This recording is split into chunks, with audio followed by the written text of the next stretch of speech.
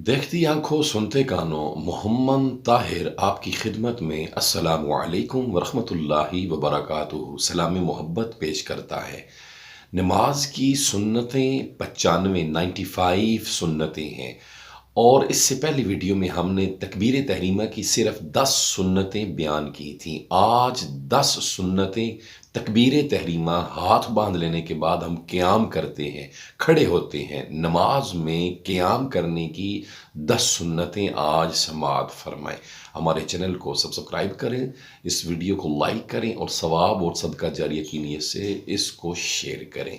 क़याम की 10 सुन्नतों में से सबसे पहली सुन्नत ये है कि आप अपने इस दाएं हाथ राइट वाले हाथ के हथेली को बाएं हाथ की कलाई का जो जोड़ है यहाँ से ये जो बाएं हाथ की कलाई का जोड़ है इसके ऊपर आप दाएं हाथ की हथेली रखेंगे और फिर ये जो छोटी उंगली है इसका और इस अंगूठे का इस तरह दायरा बना लेंगे और इस कलाई के जोड़ के अगल बगल ये दायरा होना चाहिए, छोटी उंगली और अंगूठे का, और ये 3 उंगलियां इस कलाई के जोड़ के बिल्कुल सीधी तरफ ऊपर होनी चाहिए इस तरह।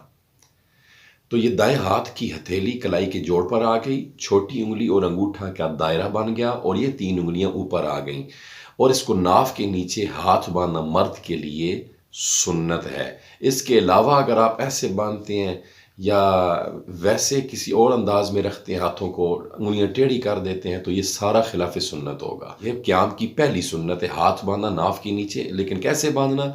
ये ऐसे बांधना, ये सुन्नत है। आइए दूसरी सुन्नत, इसके बाद सना पढ़ना, सुब्हानकल्लाह पढ़ना, ये भी सुन्नत है।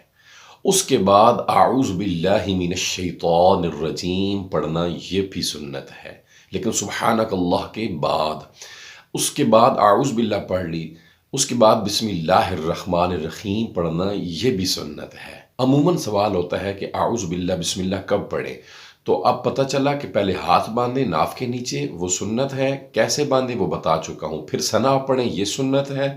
फिर आऊज़ु बिल्लाहि मिनश शैतानिर रजीम सुन्नत है पढ़ना। फिर बिस्मिल्लाहिर्रहमानिर्रहीम पढ़ना सुन्नत है।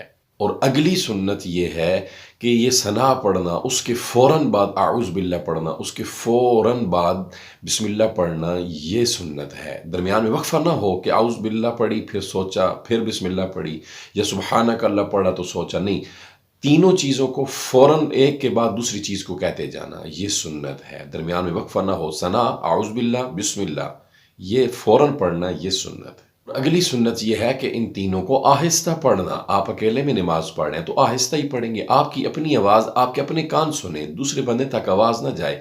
अमूमन बंदे किरात करते हैं तो किरात की जो सीन है इसकी सीटियों की आवाज़ आ रही होती, कोने में बंदा नमाज पढ़ रहा हो तो आवाज़ पूरी मस्जिद में गूंज रही होती है। ये साथ सजदे में आप सुब्हान रब्बियल आला की तस्बीहें पढ़ते हैं, रुकू में पढ़ते हैं, तशहुद, तहियात, दुरूद शरीफ, दुआ पढ़ते हैं, दूसरों की नमाज में खलल आ रहा होता है। तो आपकी अपनी आवाज़ आपके अपने कान सुने, लेकिन दूसरे बंदे तक आपकी किरात की, तहियात की, दुरूद की, तस्बीहात की आवाज़ में नमाज में नहीं जानी चाहिए। ये खिलाफ सुन्नत है, मना किया है फ़ुक़हा ने, लेकिन हम ऊंचा पढ़ रहे होते हैं और नमाज में दूसरों का खलल आ रहा होता है। तो ये सारी चीज़ें आहिस्ता पढ़ना, ये सुन्नत है। बहवाला रद्दुल मुख्तार और दुर्र मुख्तार जिल्द नंबर 2 सफ़ा नंबर 210 के हवाले से ये चीज़ मैंने आपके सामने बयान की है। अब आइए अगली सुन्नत है, और एहतियात भी ये है कि जब तकबीर ऊला कह लेते हैं, हाथ बांध लेते हैं, तो फ़ौरन सुब्हानकल्लाह पढ़ना, ये सुन्नत है, वक्फ़ा नहीं होना चाहिए। उसके बाद फिर एक ये है कि अगर आप तकबीर ऊला में इमाम के साथ जमात में मिले हैं तो आपने आऊज़ु बिल्लाह बिस्मिल्लाह नहीं पढ़नी, क्योंकि वो भी किरात के ताबे है आऊज़ु बिल्लाह और बिस्मिल्लाह। तो जब आप जमात में हैं तो फिर आप आऊज़ु बिल्लाह और बिस्मिल्लाह कैसे पढ़ सकते हैं? लिहाजा आप जमात में हैं, इमाम के पीछे आऊज़ु बिल्लाह बिस्मिल्लाह नहीं पढ़ेंगे।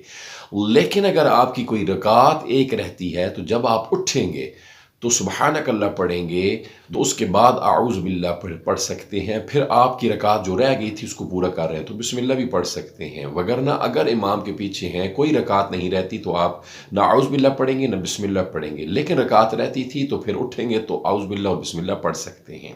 तावुज़ सिर्फ पहली रकात में है, आऊज़ु बिल्लाहि मिनश शैतानिर रजीम सिर्फ तावुज़ पहली रकात में है और तस्मिया हर रकात के शुरू में है। بحوالہ فتاوی عالمگیری جلد نمبر 1 صفحہ نمبر 74 کے حوالے سے یہ تعوض اور تسمیہ کا مسئلہ میں نے بیان کیا ہے۔